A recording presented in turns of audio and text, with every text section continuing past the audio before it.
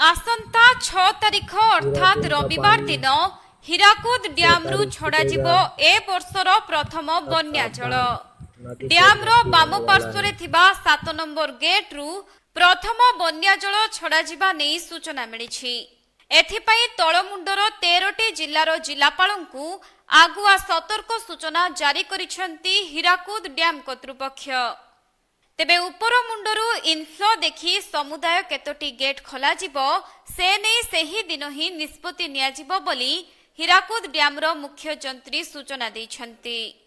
हीराकुद जलभंडारु प्रथम बन्या जल ए वर्षर प्रथम बन्या जल आम रविवार दिन 6 तारिख सकाल 10टा खोलिबा आरंभ हो। ता पूर्व आमर जहाँ पूजा अर्चना करी आम आग 7 नंबर गेटा खोलू तापर जो दरकार पड़ला अलग गेटा खोला हो।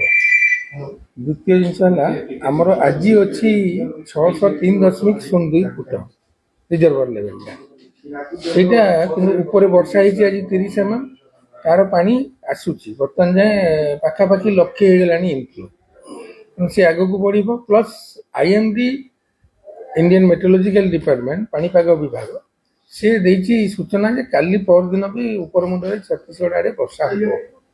ତେଣୁ ତାକୁ ଆଖି ଆଗରେ ରଖିକି ଆମେ ନିଷ୍ପତ୍ତି ନେଇଛୁ ଯେ ରବିବାର ଦିନ ଆମେ ପ୍ରଥମ ବନ୍ୟା ଜଳ ନିଷ୍କାସନ କରିବୁ। तेबे हीराकुद जलभंडारर सर्वोच्च जलधारणा क्षमता 630 फुट रहिथिबा बेले आजिरु जलस्तर धीरे धीरे वृद्धि पाई 603.02 फुट रे पहुंची सारिछि। आउ वर्तमान प्रति सेकेंड रे 19,467 क्यूसेक जल भंडार को प्रवेश करुछि। तेबे आसंता 6 तारिख रविवार दिन प्रथमे पूजार्चना परे गेट खोलिबाकू निष्पत्ति निया जाइछि। पाणीपाग विभागर सूचना अनुसार आगकू वर्षा थिबारु एपरि निष्पत्ति निया जाइछि। हमर एसओपी अनुसार 24 घंटा पूर्व आम खबर दे दूछु 13टा जिल्ला जो माने अफेक्टेड होंती तळमुंडरे जो जिल्ला गुडा अछि से जिल्लापाल मानकू आम पठै दैछु खबर माने चिट्ठी कर दैछु वायरलेस मेसेज जाइछि एवं काली परदिन 2 दिन हमर तळमुंडरे माइकिंग हो माइक रे प्रचार करा हो ଆଉ ସର୍ବସାଧାରଣ ପାଇଁ ଆମେ ପେପରରେ ବି ପ୍ରିଣ୍ଟ ମିଡ଼ିଆରେ ବି ତାକୁ ସୂଚନା ଦେଇଛୁ। ତେଣୁ ଗେଟ୍ ଖୋଲିଲା ବେଳେ ଯାହା ସବୁ ଅବଲମ୍ବନ କରିବା କଥା ଯେଉଁ ସବୁ ଏସ୍ଓପି ସେ ସବୁ ବର୍ତ୍ତମାନ କରାଯାଉଛି।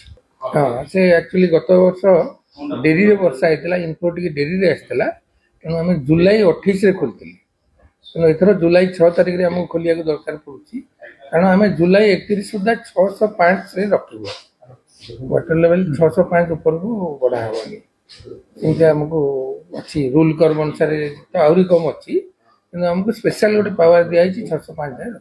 हाँ बर्तमान ऊपर मुंडर 90,000 रु लक्षे भितर क्यूसेक भितर पानी प्रवेश करमर जो पावर आ केनाल रे पाखापाखि 25 रु 30,000 फ्लक्चुएट कर